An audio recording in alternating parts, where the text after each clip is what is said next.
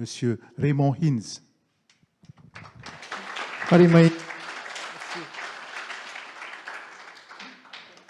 Mesdames et messieurs, je vais juste démarrer, monsieur le directeur du cabinet de madame la ministre. Je ne sais pas s'il est là. Mais en tout cas, je voulais juste dire qu'on n'a pas peur, qu'on ne se cache pas et qu'on est même fiers de représenter l'éducation prioritaire de la Polynésie française. Et je vous présente toute mon équipe derrière vous qui a participé à cette organisation.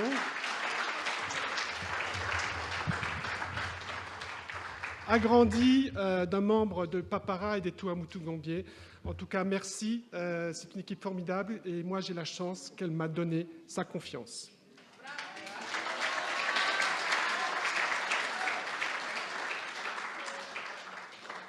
Bien. Monsieur le vice-recteur, monsieur le directeur de la DG2E, mesdames et messieurs invités de l'éducation et de toutes les institutions et associations partenaires de notre éducation prioritaire, en vos titres, grades et qualités, chers élus de nos communes et assemblées, chers amis, chers collègues, chères familles, au nom de toutes les équipes de nos 3 réseaux éducation prioritaire en Polynésie française, bienvenue en ce jour de la Saint-Nicolas, patron des écoliers, au séminaire de l'éducation prioritaire 2018. Alors, je vais un peu placer le cadre de ce séminaire, comprenant bien que notre éducation prioritaire s'est construite sur plusieurs décennies d'action. On ne peut démarrer sans rappeler, si ce n'est rapidement, son cadre et son objectif principal. C'est bien suite à l'arrêté numéro 349 du Conseil des ministres du 26 mars 2015 qu'a été créé les 3 réseaux de notre éducation prioritaire. Dans la suite, les premières assises de l'éducation prioritaire du 1er juin 2015 ont permis de construire la stratégie d'application du projet de notre éducation prioritaire actuelle à partir des constats et des 3 grands objectifs donnés par le ministère, déclinés dans les 6 priorités du référentiel national avec les spécificités du pays. Alors, la note de la ministre de l'Éducation de l'époque, Madame Nicole Sanquer, précisait la nécessité d'en faire un bilan détaillé en août 2018. Les actions et les projets ont été prolongés cette année scolaire pour s'aligner au démarrage national de l'ensemble de nos projets à la rentrée 2019. Alors, cette note déclinait également 20 mesures de notre éducation prioritaire dans lesquelles nous retrouvons des indicateurs de performance, des 3 objectifs du pays et les 6 priorités nationales. Alors, je ne veux pas être trop technique ce matin dans ce mot de présentation. Nous verrons tout cela en détail cet après-midi. Alors, l'objectif de ce séminaire est la construction du prochain projet de notre éducation prioritaire dans le cadre de la vision et des objectifs donnés par notre ministère et à partir de ce constat, à la date du jour, des bilans régulièrement faits pendant ces 4 années. À ce titre, nous savons que nous avons ici aujourd'hui et les jours suivants des acteurs forts de notre éducation prioritaire, au-delà des enseignants eux-mêmes, les familles, les communes, les associations et bien d'autres institutions partenaires de notre éducation prioritaire. Alors de suite, quelle que soit la focale de toutes les journées sont ouvertes à tous les partenaires. Nous verrons encore cet après-midi, le programme est riche, nous l'avons voulu rythmer avec des interventions assez longues pour mettre sur la table des questionnements fondamentaux, mais en même temps pas trop longues pour garder l'intérêt de tout le monde et surtout créer ce que j'espère des frustrations positives, à savoir la volonté de vouloir continuer encore le dialogue après. Alors nous le verrons encore également cet après-midi, la réalité géographique s'impose dans le pilotage de notre éducation prioritaire.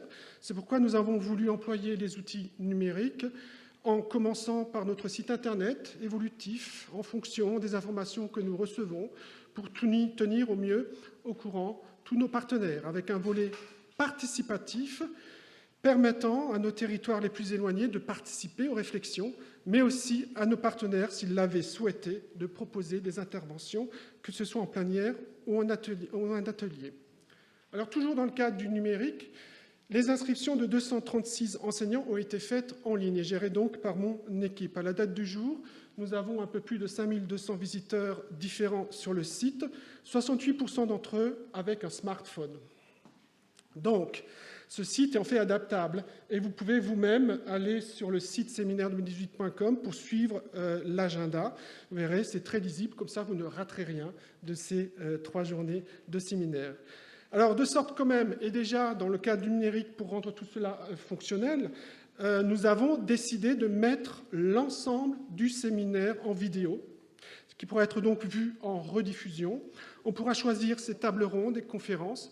L'ensemble est également diffusé en direct, comme actuellement, sur la page sociale de la DG2E. L'objectif est de permettre à nos territoires les plus éloignés de participer. Alors cela me permet de vous informer que si vous ne souhaitez pas apparaître sur les vidéos, les places de côté sont les places les plus discrètes. Donc je remercie les services de la DIN, de la DG2E, d'avoir rendu cela possible en précisant d'attendre qu'un micro vous parvienne si vous voulez participer à un moment ou à un autre.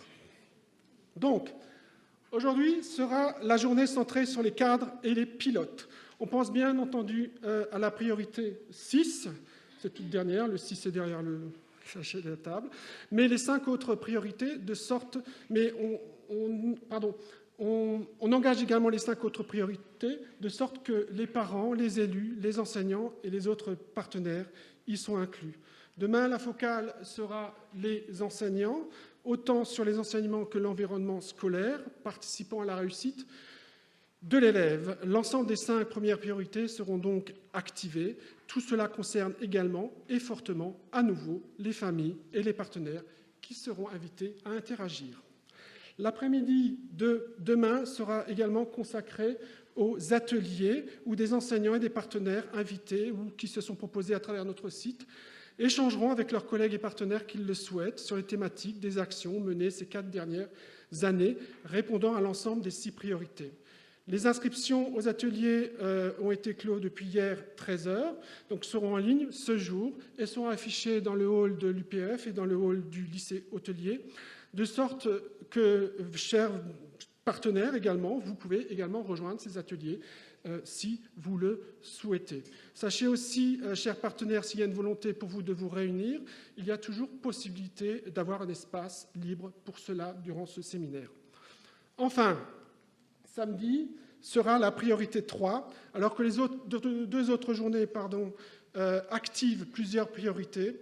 Nous avons voulu centrer une demi-journée complète que sur cette focale. La coopération avec les partenaires et les familles, cela sera agrémenté par des spectacles d'enfants et des enseignantes. D'ailleurs, j'en profite pour remercier tous les enseignants qui se sont engagés également dans bien des aspects de ce séminaire. Vous verrez alors de temps en temps, comme vous l'avez vu, des petits clips vidéo. Le cahier des charges était des clips d'un format assez court pour présenter de manière sympathique nos écoles. Il y aura également des témoignages d'anciens élèves qui pourront ainsi également agrémenter certaines transitions. Donc je remercie tous ceux qui ont participé à cela. Enfin, je vous informe, et ce n'est pas dans le programme, que dans ce moment de transition entre 16h30 et 17h, nous diffuserons un ensemble de films également réalisés par l'ensemble des territoires, et croyez-moi, ces films sont formidables. Alors un autre défi a été de trouver les lieux de rencontre de ces 3 journées.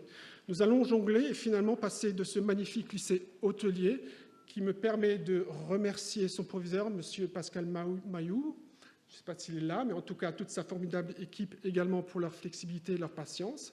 Donc passer, disais-je, de ce lycée à ce joyau en plein cœur de l'Océanie, qui est notre très belle université de la Polynésie française, pour revenir ensuite ici, dès midi, pour un déjeuner convivial, une prouesse professionnelle, en fait, au regard du nombre de personnes qui y inscrites, menée par un chef, d'ailleurs, ancien élève de FA, dont nous verrons également un témoignage.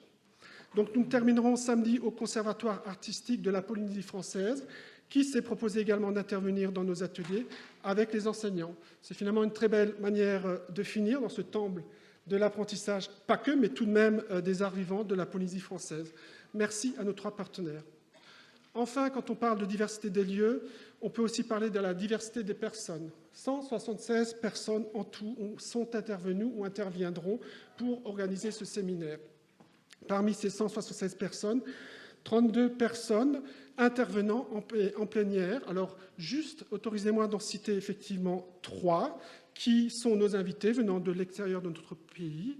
Ils nous offriront leur regard extérieur, qui participeront à nos réflexions tout au long de ce séminaire. Alors, tout d'abord, je commencerai par Madame Rolande Deslandes, conférencière et professeure. Madame Deslandes, conférencière et professeure de l'Université du Québec. Madame Deslandes a multiplié les recherches dans les domaines de l'éducation, les services sociaux et l'adaptation scolaire. Ses interventions sont appréciées dans les différents continents. L'approche des relations école, famille, communauté, l'influence familiale et la collaboration parentale seront au cœur de ses interventions. Madame Deslandes interviendra demain et samedi lors d'une conférence et 2 tables rondes. Cher docteur, encore merci d'avoir accepté d'offrir votre regard durant notre séminaire, et ce bien loin de votre belle province et de ses températures actuelles.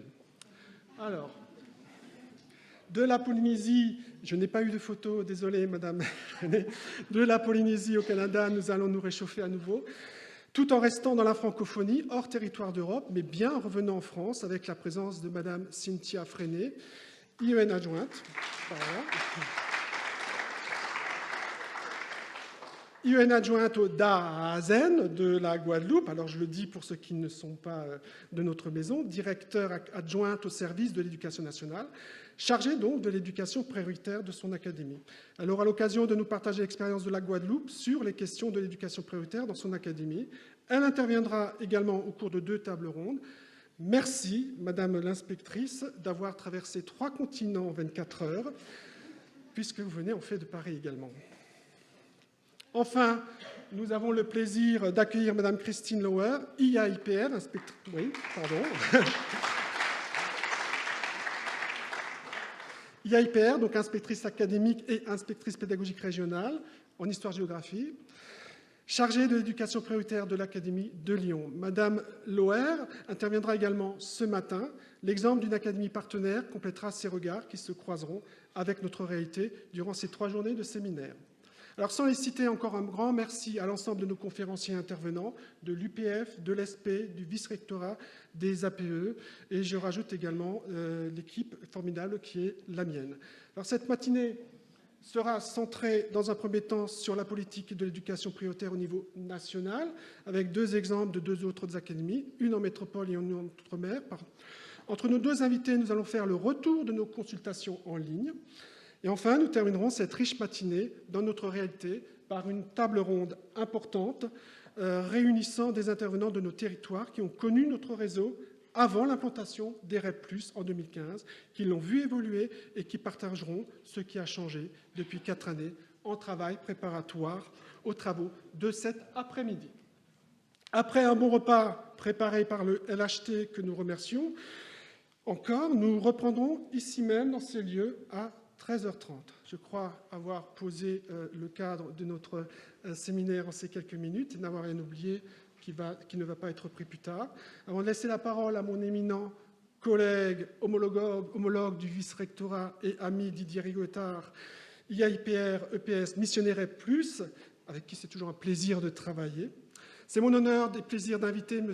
Tepuanui Snow, président de la Fédération des associations des parents de l'école publique, qui aura le privilège de conclure ce moment d'accueil au nom de toutes les APE de nos écoles REP+.